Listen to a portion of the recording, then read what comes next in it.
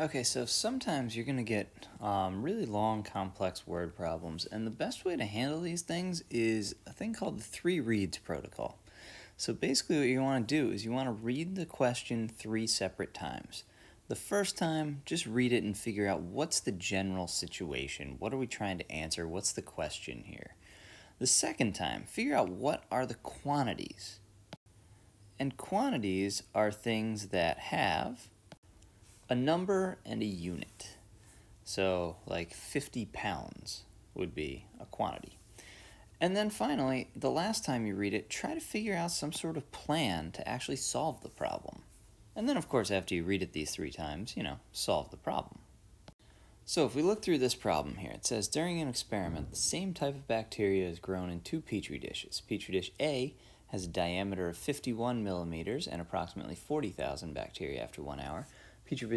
Petri dish B has a diameter of 75 millimeters and has approximately 72,000 bacteria after 1 hour. Here's a picture that demonstrates that. Determine and state which petri dish has the greater population density of bacteria at the end of the first hour. So what we want to do here is we want to figure out which one of these has the greater population density. So basically what we're thinking here is bacteria per square millimeter, essentially. So like, how much bacteria per area? Is this more closely packed or is this more closely packed? So now if we skim through this thing again and then find the quantities, we can figure out how to solve this. So Petri dish A, diameter of 51 millimeters, 40,000 bacteria, bacteria being the unit of course, and after 1 hour, which isn't going to matter in the end, you'll see. Petri dish B has a diameter of 75 millimeters and 72,000 bacteria after 1 hour. Now, if you look at it here, the reason it has 1 hour and 1 hour is just so you can compare these two things. Like, if this was after 2 hours, then the whole thing wouldn't really make any sense.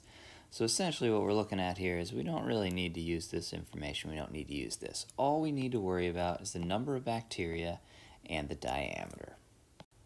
So reading through the question again, we're looking for population density, which population density is going to be basically the bacteria divided by the area in both of these things. We have all the information we need with the quantities. Now basically what's left to do is we're going to plug it into this formula, the bacteria divided by the area, and then compare which one is greater. Is it A or B? Now, one thing, of course, that'll help is the area of a circle is pi times the radius squared. Look, it says radius, but we have diameter in both of these. That's okay. Just cut these 2 in half. So the radius of this is 51 divided by 2, 25.5 millimeters. And the radius of this, same deal, divided by 2, is 37.5 millimeters. So, now what we need to do, we got to figure out the area of these two. So we have the area equals pi times 25.5 squared. And over here, the area is, same idea, pi times 37.5 squared. Calculator.